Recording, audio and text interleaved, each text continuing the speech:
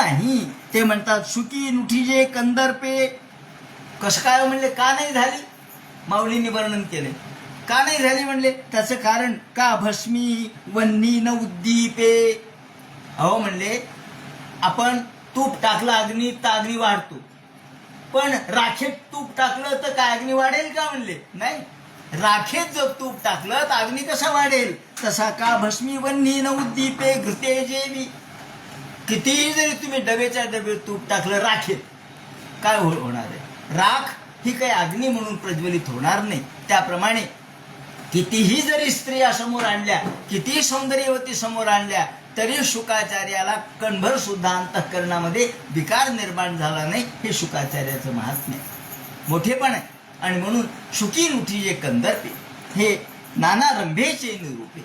रंभेच्या रूपाने सुद्धा ज्यांच्या अंतःकरणामध्ये विकाराचा कणभर सुद्धा इच्छेचा आविष्कार झाला नाही, मन चलित झालं नाही, डोळा सुद्धा त्यांनी उघडला नाही, पाहिलं सुद्धा नाही तिच्याकडे. का बरं?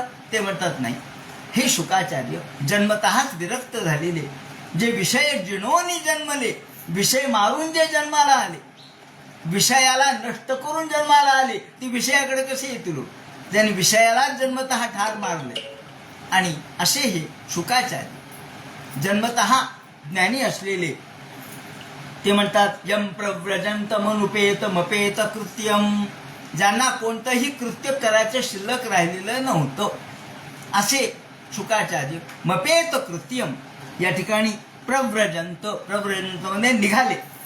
प्रव्रज म्हणजे निघाले, व्रज म्हणजे निघणे, जाणे. प्र म्हणजे विशेष प्रकारे. ते निघाले. कुठे निघाले?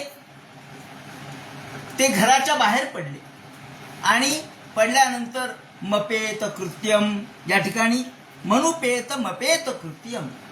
अनुपेत या शब्दाचे दोन अर्थ या टीकाकारांनी दिलेले. एक अर्थ असा दिलेला आहे की माझी मुंज करा, असं म्हणून पहिल्यांदा यांनी अनुपेत हा शब्द आला. अनुपेत माम उपनयतु माम, माझी मुंज करा, असं व्यास महर्षींना सांगण्यासाठी आले. बाहेर पडले आणि व्यास महर्षींना माझी मुंज करा, उपनयतु माम, माझी मुंज करा म्हणण्यासाठी आले. पण त्याच क्षणी त्यांना विरक्ती झाली आणि ते मनात म्हणाले, मला मुंजीची काय गरज आहे, काही गरज नाही मला मुंजीची, मौंज करण्याची मला गरज नाही, मी सगळ्याच्या पलीकडचा आहे. आणि म्हणून तिथून निघाले. अपेत कृत्यम, सगळ्या प्रकारच्या कृत्यांपासून दूर गेलेले, सगळ्या प्रकारच्या कर्मापासून दूर गेलेले. मौंजीच्या वेळी वैराग्य आलं आणि ते म्हणतात अनुपेतम अपेत कृत्यम. अनुपेतम याचा दुसरा अर्थ त्याने असा सांगितलाय, अनुपेतम अननुगतम एकाकिनम. अननुगतम, एकटेच निघाले, कुणी त्यांच्या मागे नव्हतं. अनुपेत, अनुपेतम अननुगतम म्हणजे एकाकिनम, एकाकी, एकाकी अवस्थेत स्वतः एकटेच निघाले. आणि व्यास महर्षींनी पाहिला, अरे हा मुलगा आपल्याकडे आला आणि आता निघून चालला. का निघून चालला? ते म्हणे, अहो व्यास महर्षी त्यांच्या मागे धावत धावत निघाले. आणि मोठ्या कातर स्वरामध्ये, आर्त स्वरामध्ये, थरथरत्या स्वरामध्ये. आता हा थरथरता स्वर का आला? त्याचं एकतर कारण असं आहे की व्यास महर्षी हे अत्यंत वृद्ध झालेले होते. वृद्धावस्थेमध्ये माणसाचा आवाज कापतो, आवाजाला कंप येतो.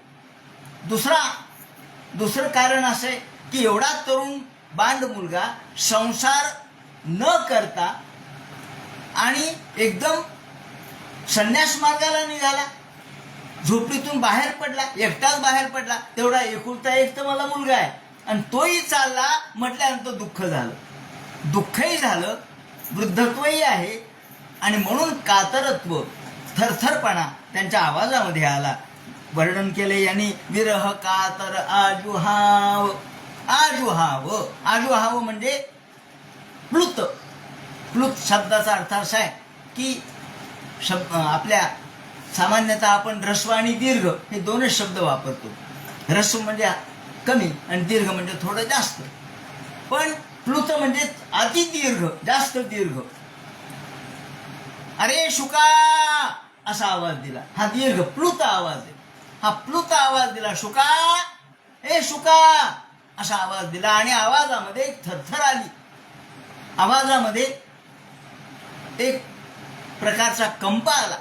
आणि विरह कातर, विरहाने कातर झाले. अरे तू तर निघालास, मी एकटा म्हातारा घरामध्ये आणि तू चाललास.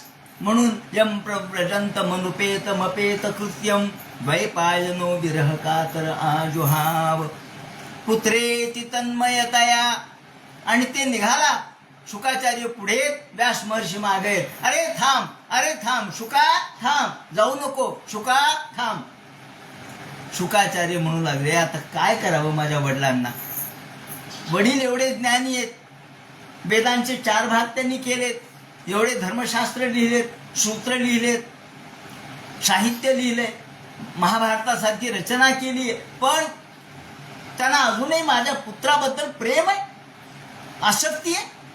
आता या आसक्तीला काय करावं, काय उत्तर द्यावं. अहो, लहान मुलांनी मोठ्या माणसाला सांगू नये. आपण म्हणतो ना, लहान तोंडी मोठा घास घेऊ नये. मी काय सांगू बरं, मी त्यांचा मुलगा आहे. वडिलांना सांगण्याचा आपला अधिकार आहे का. जे व्यास महर्षी सगळ्या जगाला ज्ञान देतात, ऊर्ध्वबाहुर्विरोम्येष न च कृषित शृणोति माम, हात वरती करून सांगतात, अरे लोक हो माझा ऐका. अशा व्यास महर्षींना मी काय सांगावं बरं, माझ्या वडिलांना मी काय सांगावं. म्हणून त्यांनी काय केलं, आपण स्वतः तर सांगणं बरं नाही. म्हणून परोक्ष प्रिया इव हि देवाः, वेदामध्ये असं म्हटलंय की परोक्ष प्रिया इव हि देवाः, देवांना सुद्धा परोक्ष आवडतं. अपरोक्ष म्हणजे एखाद्याची चूक समोर सांगणं बरं नसतं.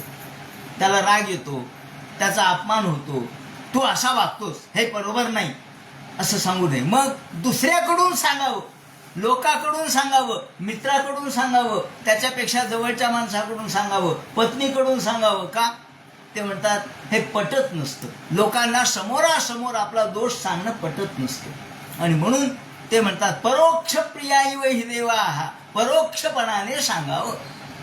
मग आता परोक्ष काय, तर त्यांनी सगळ्या वृक्षामध्ये आपल्या स्वतःचा आत्मा प्रविष्ट केला. आपलं आत्मस्वरूप सर्व वृक्षांच्या मध्ये प्रविष्ट केलं. आणि दुतर्फा झाडी लागलेली होती त्या रस्त्यावर. प्रत्येक झाडामध्ये शुकाचार्यांचा आत्मा प्रविष्ट झाला. आणि प्रत्येक झाड हे शुका म्हटले की ओ ओ ओ म्हणू लागले. व्यास महर्षी म्हणतात, मी त्या शुकाचार्याला माझ्या मुलाला हाक मारतो, हे झाडो काय म्हणू लागलेत. त्यांच्या लक्षात येईना. ते म्हणाले, अहो झाड बोलू लागले. हो. ते म्हणतात, पुत्रेति तन्मयतया तरवोभिनेदुः, पुत्रेति तन्मयतया. शुकाचार्यांनी आपलं आत्मतत्व झाडामध्ये प्रविष्ट केलं, एकरूप केलं. अहो काय करता येत नाही, माऊलींनी नाही केलं का. या रेड्याच्या मुखी का नाही वेद बोलवतात. रेडा याचंही नाव ज्ञानेश्वरच आहे ना, तूही ज्ञानेश्वर आहे ना, मग बोलव या रेड्याच्या तोंडी वेद. आणि जे रेडा वेद बोलू लागला, कसं काय हो, माऊलींनी आपलं आत्मतत्व त्या रेड्यामध्ये प्रविष्ट केलं होतं. आणि मग अग्निमीळे पुरोहितम यज्ञस्य देवमृत्विजम होतारम रत्नहातमम अग्नि पूर्वे ऋषिभिः वीर्यो नूतनैरुता एताम, याप्रमाणे हे सगळं बोलू लागले. आणि तो जो वेद थांबलाच नाही, ऋग्वेद पूर्ण झाला.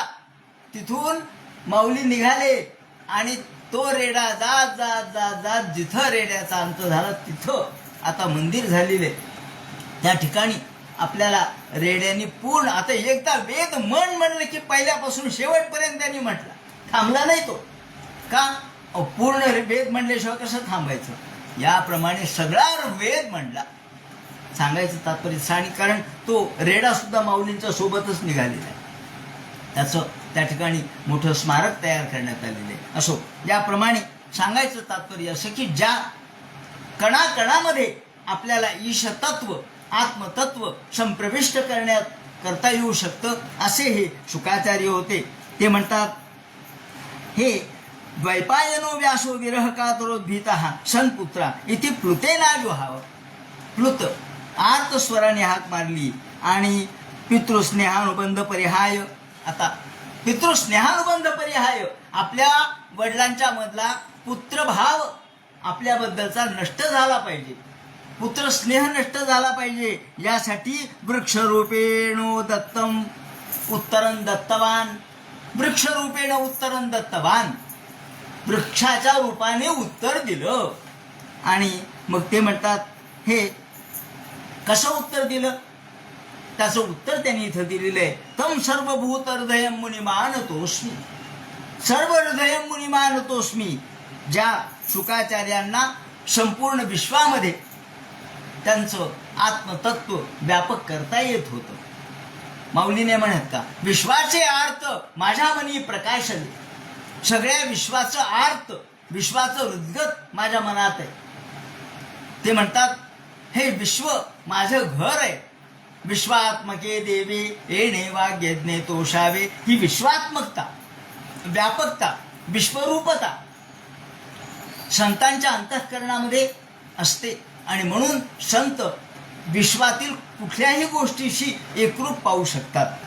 ते म्हणतात की तम मुनिमानतोस्मी तन्मयत्व पादनाय विशेषणं सर्वभूतानां ऋण्मन अयते योगबलेन प्रविशती. योगाच्या बलाने, योग बलाने, योग सामर्थ्याने प्रत्येक झाडामध्ये ते प्रविष्ट झाले आणि प्रत्येक झाडाला बोलणं आलं. झाडाला सुद्धा जीव आहे, झाडाला सुद्धा ज्ञान आहे, झाडाला सुद्धा भावना आहे. आता नव्या शास्त्रज्ञांनी आपल्याला सांगितलेलं आहे, ज्या वेळेला हे झाडं म्हणजे काय आहे, झाडांच्या मध्ये कोणता जीव असतो, त्यांच्यामध्ये कोणतं तत्व असतं, त्याचा विचार आजच्या शास्त्रज्ञांनी सुद्धा केलेला आहे. त्यामुळं जगदीश बोसांनी आपल्याला आधुनिक काळामध्ये झाडांच्या मध्ये असलेलं आत्मतत्व समजून सांगितलेलं आहे. झाडांना सुद्धा कशा भावना असतात. आपण जर झाडांच्या बद्दल प्रेम झाडांना केलं तर झाडे आपल्याला लळा लावतात, प्रेम लावतात. लाजाळूचं झाड असतं, जवळ गेलं की लाजतो. का बरं? लाजलं, अरे लाजाळू आहे ते. त्याप्रमाणे प्रत्येक झाड त्यांना भावना आहे, पण त्यांना बोलता येत नाही एवढंच. पण जेव्हा आपण त्यांना बोलण्याची शक्ती देतो, सरस्वतीची आत्मशक्ती, प्रणो देवी सरस्वती वाजी भिरवाजी निवती धी नामवित्र्यवतू, ही वाणीची शक्ती दिल्याबरोबर ते बोलायला लागतात. ही जी भाषा त्यांना येते, अयते योगबलेन प्रविशती. अहो, प्रत्येकाला भाषा आहे, कोणाला भाषा नाही? पक्ष्यांना भाषा आहे, पशूंना भाषा आहे. आपल्याला वाटतं त्यांना भाषा नाहीये, पण त्यांना बोलता येत नाही आणि त्यांचं बोललेलं आपल्याला कळत नाही. का बरं? अहो, त्यांचं बोललेलं सुद्धा जेव्हा ही सगळी मंडळी, पक्षीमित्र मंडळी जेव्हा रानावनामध्ये उपवनामध्ये राहतात, तेव्हा या पक्षाच्या भाषा शिकतात. ज्याला निळावंती असं म्हणतात. निळावंती, ज्यांना पक्षाची भाषा येते त्यांचा निर्वंश होतो म्हणतात, असे एक संकेत आहे. निळावंती, ही निळावंती मारुती चित्तमपल्लीला आत्मसात होती. मारुती चित्तमपल्ली म्हणाले की निळावंती मला कळाली, मला पक्ष्यांची भाषा कळाली, मला प्राण्यांची भाषा येते. त्यांनी वर्णन केलेलं आहे की एक वाघ असा समोरून आल्याबरोबर सगळेजण घाबरले. तिथे वाघाची भाषा येणारा समोर चालत होता. तो पारधी म्हणाला, तुम्ही काही काळजी करू नका, तुम्ही जा, वाघ आपल्याला काही करणार नाही. मी त्याच्या डोळ्याकडे बघतो. त्याच्या डोळ्यात डोळे घालून बघितले, वाघ पुढे निघून गेला. ही भाषा आहे, नेत्राची भाषा आहे, नजरेची भाषा आहे, प्रत्येकाची भाषा आहे. मग आपल्याला या मधमाशींची सुद्धा भाषा आहे, मधमाशांना भाषा आहे. मधमाशा ज्या एक गोल अशा प्रकारचं नृत्य करतात, गोल नृत्य करतात आणि त्या विशिष्ट प्रकारच्या भाषेत बोलतात. माणूस जर तिथे आला तर त्या लगेच सांगतात आपल्याला धोका आहे बरं का. मग त्यांचं नृत्याची चाल बदलते असं म्हणतात. तेव्हा सांगायचं तात्पर्य असं की भाषा सगळ्यांना आहे. तर वृक्षाला सुद्धा भाषा आहे, पण बोलता येत नाही, आपल्याला ती भाषा कळत नाही. पण व्यास महर्षींना कळाली आणि व्यास महर्षींच्या कानापर्यंत ओ ओ ओ शब्द आल्याबरोबर ते म्हणतात, असं कसं झालं? तम सर्वभूत हृदयं मुनिमानतोस्मी, सर्व हृदयं मुनिमानतोस्मी. या शुकाचार्यांचं महात्म्य या ठिकाणी सांगितलंय की सर्वभूत हितैरतः, सगळ्या भूतांच्या मध्ये, सर्वभूतात भूतात्मा, सगळ्या भूतांच्या मध्ये हा आत्मा आहे. आत्मा कुठे नाही, चैतन्य कुठे नाही, चैतन्य सगळीकडे आहे. मग त्या चैतन्याला प्रवृत्त आपण केलं, आपला आत्मा त्यामध्ये प्रवृत्त केला की ते चैतन्यही बोलू लागते. या दृष्टीने ते म्हणतात की सर्वभूत हितै रत असलेले, सर्वभूतात्मा अशी भावना असलेले जे व्यास शुकाचार्य तन्मयत्व पादनाय विशेषणम सर्वभूतानाम ऋन्मनाः. ते म्हणतात सर्वभूतांच्या मध्ये कसं एकरूपत्व झालेलं होतं. सर्वभूतानाम ऋन्मनाः अयते योगबलेन प्रविशती.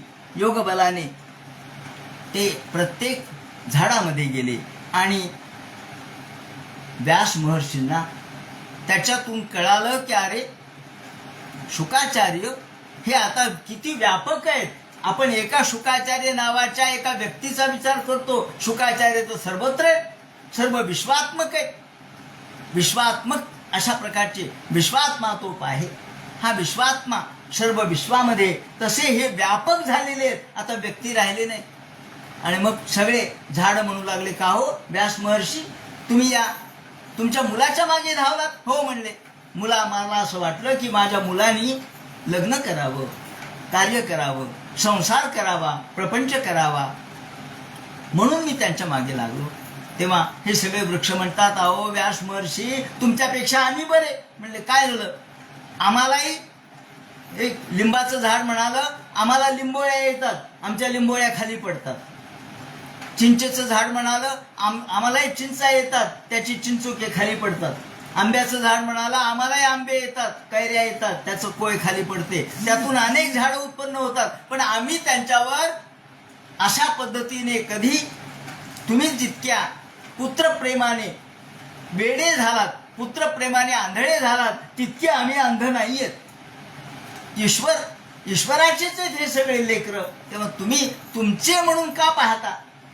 तुमचे नाही आहेत, हे तुमच्यापासून झाला पण तुमचा नाही. आता हा देवाचा आहे म्हणून आम्ही निसर्गावर सोडतो, आम्ही त्यांच्यामध्ये लिप्त होत नाही. तुम्ही मात्र लिप्त होता. हे ऐकल्याबरोबर या ठिकाणी शुकाचार्यांचं महत्व दोन पद्धतीने सांगितलंय. एक तर अनुपेत मोपायत कृत्यम, ज्यांना कोणतंही कृत्य शिल्लक राहिलेलं नव्हतं, ते ज्ञानी होते.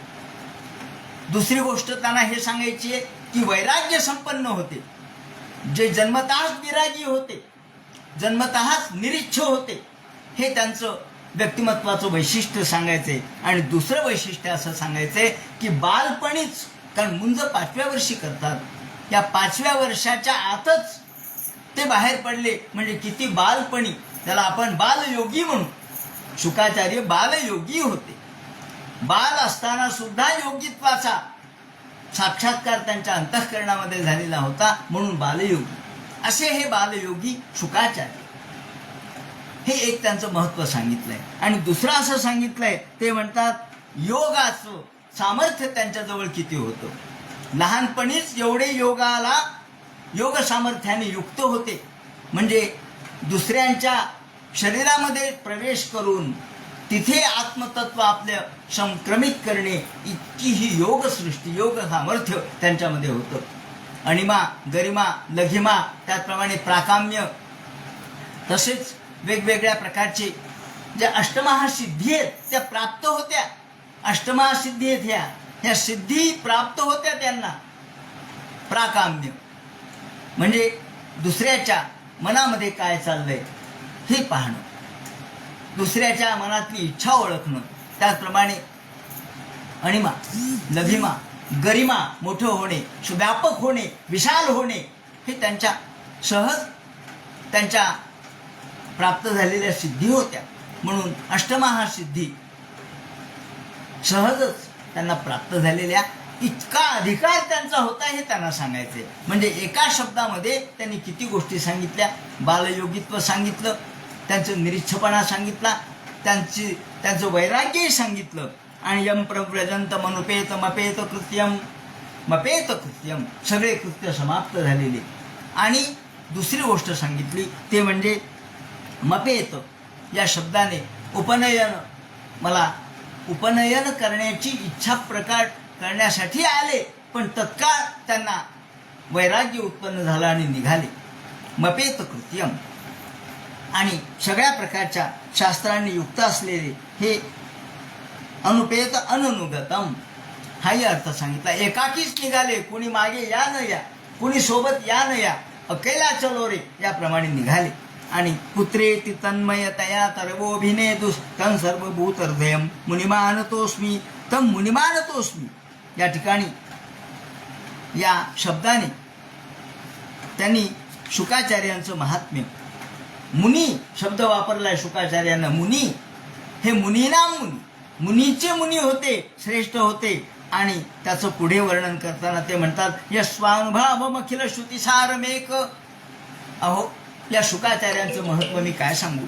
यस्वानुभावमखिल श्रुतिसारमेक मध्यात्मदीपमतितीर शतांतमोंधम.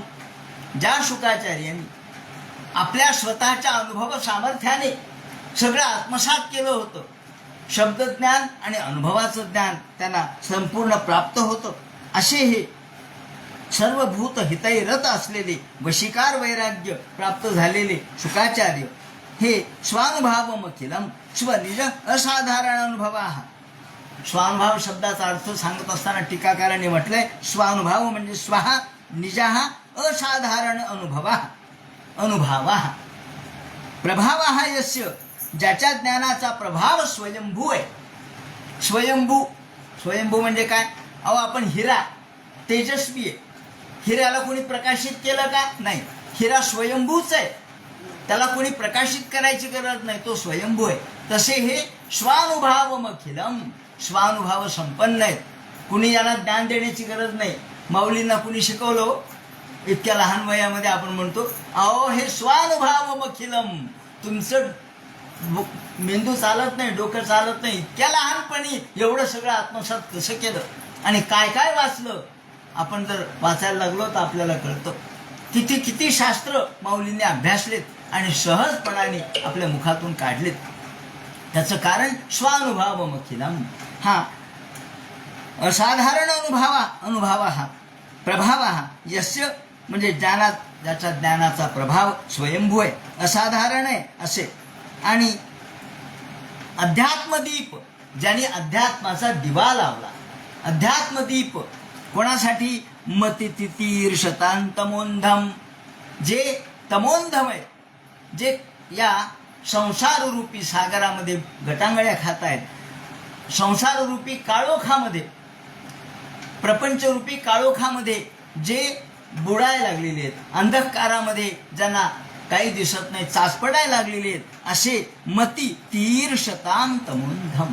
त्यांना याच्यातून पलीकडे नेण्यासाठी, या अंधाराच्या पलीकडे नेण्यासाठी, हा अंधार दाटला अपार भरला पूर, परिपार तयाच्या कोण मला नेणार. या अंधाराच्या पलीकडे, अंधार हा पुरासारखा आहे, त्यामध्ये गटंगळ्या माणूस खातो, हा अज्ञानाचा अंधकार आहे. त्या अज्ञानाच्या अंधकारामध्ये दिवा, अध्यात्मरूपी दिवा लावण्याचं काम शुकाचार्य महाराजांनी केलेलं आहे.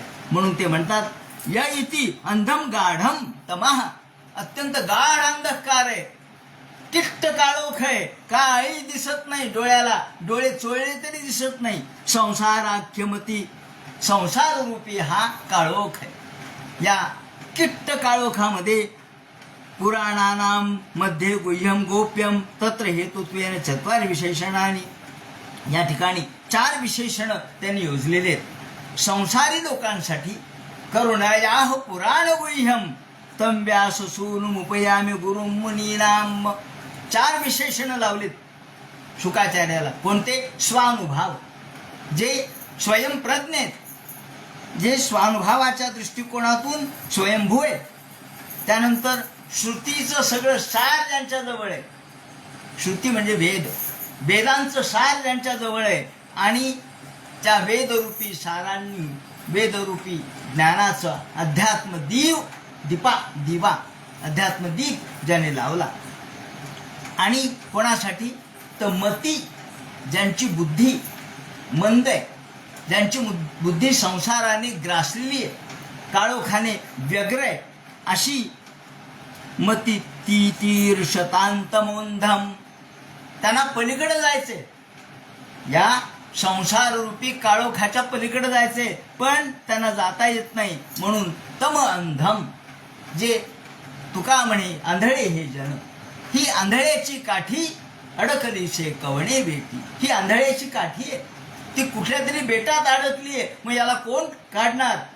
ते म्हणतात अशा आंधळी माणसासाठी, अशा अंध लोकांसाठी ज्या शुकाचार्य महाराजांनी अध्यात्माचा दिवा लावला. आणि संसारी लोकांसाठी संसारी नाम करुणया पुराण गुह्यम, अत्यंत करुणावरुणालय असणारे संसारिक लोकांसाठी. म्हणजे आपण तर मुक्त झालेच हो, ते तर मुक्तच होते, पण मुक्त लोकांना सुद्धा जे संत असतात, महात्मे असतात, त्यांना समाजाची काळजी असते, संसारिक लोकांची काळजी असते. म्हणून ते म्हणतात अखिल श्रुतीनाम सारम एकमेव द्वितीय म्हणून इत्यर्थ. श्रुतीचं सार असणारे एकमेवाद्वितीय अशा प्रकारचे आत्मानं कार्यकारण संघात मधिकृत्य वर्तमान महात्मतत्व मध्यात्मदीपम साक्षात प्रकाशकम उपयामी शरणं व्रजामी. या ठिकाणी ते म्हणतात असे हे करुणयाह पुराण गुह्यम, करुणा अंतःकरणात निर्माण झाली. करुणा कोणाला निर्माण होते? ते म्हणतात सज्जनानां हितार्थाय करुणा भाव्यते बुधई. ही सज्जनांच्यासाठी करुणा निर्माण होते. सज्जन लोक हे दुःखामध्ये अडकलेले आहेत. दुःखार्तानाम श्रमार्तानाम, जे दुःखार्थ आहेत, जे श्रमार्थ आहेत, जे शोकार्थ आहेत, शोकार्तानाम दुःखार्तानाम श्रमार्तानाम तपस्विनाम विश्रामजनन लोके नाट्यमेतन्मया कृतम. त्यांना आनंद प्राप्त व्हावा, त्यांना दुःखमुक्ती त्यांची व्हावी म्हणून करुणा शब्द वापरलाय. म्हणून आपण रामदास स्वामींचं नाही का करुणाष्टक, का हो करुणाष्टक? अहो सामान्यांसाठी त्यांनी लिहिले. अहो रामदास स्वामी मुक्त झालेले होते, पण लिहिलं कोणासाठी? भजन रहित रामा सर्वही जन्म गेला. रामदास स्वामींचा गेला का? भजन रहित नाही हो, ते तर भजनच करत होते. मग कोणाचं आहे? आपलं वर्णन आहे. सामान्य माणसाचं रूप धारण करून रामदास स्वामी बोलतात भजन रहित रामा सर्वही जन्म गेला, स्वजन जन सुखाचा व्यर्थ म्या स्वार्थ केला, रघुपती मती माझी आपलीसी करावी. हे स्वजन जन सुखाचा व्यर्थ मी स्वार्थ केला, स्वजन जन धनाचा व्यर्थ मी स्वार्थ केला. स्वजन जन धन काही रामदासांनी गोळा केलं का? नाही. सामान्य जीवाची काळजी त्यांना वाटली म्हणून त्यांनी करुणाष्टक लिहिली. आणि म्हणून झड करी झड घाली धाव पंचाननारे, तुझं विण मज नेती जंबुकी वासनारे. वासना घेऊन चालल्यात मला देवा, मला लवकर तू घेऊन जा. हे रामदास स्वामींनी सामान्य माणसासाठी लिहिलंय, सामान्य माणसाचं रूप धारण करून लिहिलंय. रामदास स्वामी हे मुक्तच होते, पण करुणा कोणाला वाटते? करुणा वरुणालय कोण असतं? ज्यांना सज्जनांना हितार्थ आहे, सज्जनाचं हित व्हावं म्हणून करुणा येते. आणि म्हणून ते म्हणतात करुणा रस उच्चते सत्ववृत्ती समारूढा, करुणा रस उच्चते असं म्हटलेलं आहे. करुणा हा रस आहे, करुणा हा रस आहे. त्याचा स्थायी भाव काय? सत्ववृत्ती हा स्थायी भाव आहे. आणि सत्ववृत्तीतून जी निर्माण होते त्यातून करुणा प्रगटते. यामध्ये राग द्वेष मत्सर काहीच नसतं. अंतःकरणामध्ये सत्ववृत्ती असते, सात्विकता असते. या सात्विकतेतून जी तळमळ निर्माण होते, तळमळ तळमळ होतची आहे जनहित विभरी. म्हणून रामदास स्वामी सांगतात याप्रमाणे संसारिणाम करुणया पुराण गुह्यम. पुराणातलं गुह्य ज्या शुकाचार्य महाराजांनी सांगितलं त्या व्यास सूनु मुपयामी. व्यास सूनु म्हटलंय, व्यासांचे पुत्र म्हटले. व्यास महर्षी तर मोठेच आहेत, पण त्यांचे पुत्र त्याही पेक्षा मोठे आहेत. का? व्यास महर्षींना सुद्धा आपल्या पुत्राचा स्नेह निर्माण झाला, पुत्राबद्दलची आसक्ती निर्माण झाली. पण शुकाचार्य या सगळ्या मोहातून बाजूला होते, सगळा मोह त्यांनी निरस्त केलेला होता. म्हणून ते म्हणतात मुपयामी गुरु मुनीनाम. त्या गुरुला मी नमस्कार करतो, त्या माझ्या सद्गुरूला मी नमस्कार करतो, ज्यांनी अध्यात्माचा दिवा या ठिकाणी लावला आणि ज्यांनी आपल्या तम म्हणजे अंधकार नष्ट केला. किर्र काळोखातून तरुण जाण्याच्या इच्छेने संसार लोकांचा उद्धार करण्याच्या दृष्टिकोनातून त्यांनी हे पुराणाचं गुह्य आपल्याला सांगितलं. आणि ही पुराण गुह्य ज्या व्यास महर्षींच्या कडून शुकाचार्य महाराजांनी ऐकलं, त्यांनी मला सांगितलं. जेव्हा परीक्षितीला सांगत होते तेव्हा सूत त्या ठिकाणी उपस्थित होते, म्हणून त्यांनी सांगितलं. त्याप्रमाणे अशा या शुकाचार्याचं महत्व जयतेन संसारमिती जयो. आणि म्हणून या ठिकाणी पहिल्यांदा उपयामी शरणं व्रजामी. उपयामी मुपयामी म्हणजे काय? शरणं व्रजामी, मी शरण येतो, त्या गुरुला मी नमस्कार करतो, त्या गुरुला मी शरण येतो. आणि म्हणून या ठिकाणी साक्षात प्रकाश रूप असलेले माझे गुरु, माझे सद्गुरु, ज्यांनी खऱ्या अर्थाने अद्वितीय अनुपम अशा प्रकारचं भागवत जीवोद्धारक म्हणून सांगितलं. जीवाचा उद्धार व्हावा म्हणून हे भागवत सांगितलं. जीवोद्धारक ज्ञान ज्यामध्ये सांगितलं असं कुठेही सांगितलेलं नाही. हे एकमेव आहे असं म्हटलंय. भागवत ही एकमेव ग्रंथ असा आहे की ज्यात जीवाचा उद्धार करण्याचं शास्त्र आपल्याला सांगितलेलं आहे. अध्यात्माचा दिवा या ठिकाणी प्रकाशित करणारे भागवत, अध्यात्म या प्रचारामध्ये असलेला जो शब्द आहे त्याचं अधिकृत्य वर्तमानम. ते म्हणतात की अविद्येमुळे आपल्याला ज्ञानाचा प्रकाश पडत नाही. त्या अविद्येमुळं ज्ञानाचा प्रकाश पडत नसल्यामुळं आपण जसं एखादी कंदील असतो, कंदिलावर काजळी निर्माण होते, आतमध्ये दिवा असतो पण वरती काळं होतं, आणि काळं झालं की बाहेर प्रकाशच येत नाही. तसा आपल्या अंतःकरणामध्ये दिवा आहे, आपल्या अंतःकरणामध्ये तेजस तत्व आहे, आपल्या अंतःकरणामध्ये जो आत्मतत्व आहे तो दिवा आहे, पण वरतून अंधकार आहे, काळा मायेचा आवरण त्या ठिकाणी आलेलं आहे. हे दूर करण्याचं काम शुकाचार्य महाराजांनी केलं. म्हणून ते म्हणतात, आता याप्रमाणे त्यांचं या ठिकाणी वर्णन केलं, नमस्कार केला आणि त्यांना शरण येण्याची अशा प्रकारची भावना प्रगट केली. उपयामी शरणं व्रजामी. ज्याप्रमाणे नमस्कार केल्यानंतर नारायणं नमस्कृत्य नरं चैव नरोत्तमं देवीं सरस्वतीं व्यासं ततो जयमुदीरयेत. आणि शुकाचार्य महाराजांना आपल्या गुरुला नमस्कार केल्यानंतर मग ग्रंथाला सुरुवात केलेली आहे. ततो जयमुदीरयेत. जय म्हणजे ग्रंथ, जय म्हणजे ग्रंथ. कोणत्याही ग्रंथाला जय असं म्हणतात. तसा म्हणून भारताला सुद्धा, महाभारताला जय असंच म्हटलेलं आहे, कारण तो जय नावाचा इतिहास आहे असं म्हणतात. याप्रमाणे जयतेन संसारमिती जयो. मग ग्रंथाला जय का म्हण? कोणताही ग्रंथ नाही हो. कादंबरीला जय म्हणायचं का? नाही नाही, कादंबरी नाटक याला जय म्हणायचं नाही. का? जय त्याला म्हणायचं ज्यांनी संसारावरती विजय मिळवला त्याला जय म्हणायचं.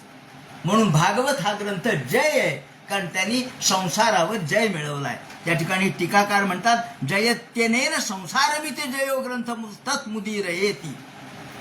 संसारावर जो जय प्राप्त करतो, संसारावर जो विजय प्राप्त करतो, संसाराला जो परास्त करतो, संसाराचा जो पराजय करतो त्याला जय असं म्हणायचंय. आणि असा हा जय ग्रंथ मुदीरयेत. आता तो मी सांगायला सुरुवात करतो, पण त्याच्या आधी नारायणाला नमस्कार आहे. प्रत्यक्ष नारायण भगवान विष्णू यांना नमस्कार आहे. आणि नरंचैव नरोत्तमं, नरनारायणाला नमस्कार आहे. कारण नरनारायण या भारताचे अधिदैव आहे. या सगळ्या द्वीपामध्ये आपण पंचमस्कंदामध्ये बघतो, सगळ्या द्वीपांचं वर्णन आहे. त्यामध्ये जम्बूद्वीपाचं वर्णन आहे. जम्बूद्वीपामधले प्रमुख कोण आहेत? देव नरनारायण. म्हणून नरनारायणाला नमस्कार केलाय. नररूपी आणि नारायण रूपी हे दोघांनाही. ज्या नरनारायणाने आपल्या नुसत्या मांडीतून अप्सरा बाहेर काढली आणि इंद्राला सांगितलं, इंद्रा तुझ्या अप्सरासमोर नृत्य करतायत, तुला वाटलं असेल माझा तपश्चर्याचा भंग करावा, तुला पाहिजे तर अप्सरा घेऊन जा. म्हणून जी मांडीतून काढली, उर्वशी तिला म्हणतात. जी उरू म्हणजे मांडी, तिच्यातून निर्माण झाली ती उर्वशी सगळ्यात अप्सरेमध्ये श्रेष्ठ ठरली. मग इंद्र खजील झाला. असे नरनारायण, अशा नरनारायणांना नमस्कार असो. नारायणं नमस्कृत्य नरं चैव नरोत्तमं. त्यानंतर देवीला वर्णन, देवीला नमस्कार आहे. कोणत्या देवीला? सरस्वती देवीला. कारण शारदा सरस्वती, कारण आपल्या ज्ञानेश्वर माऊलींनी सुद्धा आधी गणेश वंदन केलंय आणि नंतर सरस्वती वंदन केलंय. शारदा वंदन, सरस्वती वंदन त्यांनी केलेलं आहे. ही शारदा कशी आहे? अभिनव वाग्विलासिनी, जे चातुर्यार्थ कला कामिनी, ते शारदा विश्वमोहिनी नमिली मिया. ही अभिनव वाग्विलासिनी आहे. तिला नमस्कार नाही केला, तिला वंदन नाही केलं तर आपल्याला बोलता येणार नाही, आपल्याला शब्द सुचणार नाहीत. भाषा कुठून येते? ही भाषा सरस्वती देवीची कृपा असते. म्हणून अभिनव वाग्विलासिनी, जे चातुर्यार्थ कला कामिनी, ते शारदा विश्वमोहिनी नमिली मिया. म्हणून या ठिकाणी सुद्धा देवीम सरस्वतीम, सरस्वती देवीला नमस्कार आहे. सरस्वती आहे ती, रसवती आहे. रसवती म्हणजे तुमच्या वाणीमध्ये रसवत्ता निर्माण करणारी ती आहे. नाहीतर वाणी निरस होते.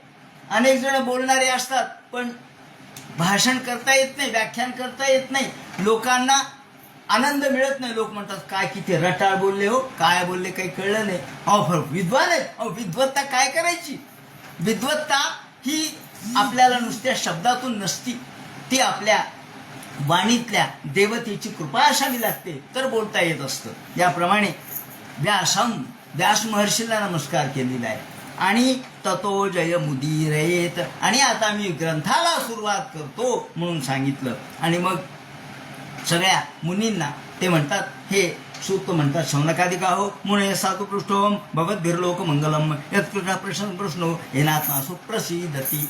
तुम्ही आता जो प्रश्न विचारलाय, जे प्रश्न विचारलेत ते प्रश्न इतके चांगले आहेत की ज्यामुळं भगवान प्रसन्न होईल. येन आत्मा सुप्रसिद्धती, इथं आत्मा शब्द भगवंतासाठी आलेला आहे. भगवंताला समाधान प्राप्त होईल. भगवंत सुद्धा प्रसिद्ध म्हणजे तो प्रसन्न होईल. असे प्रश्न आहेत जे सगळ्या लोकांचं कल्याण करणारे आहेत. आणि भवद्भिर लोकमंगलम, लोकांचं मंगल करणारे, लोकमंगलकारक असे प्रश्न आहेत.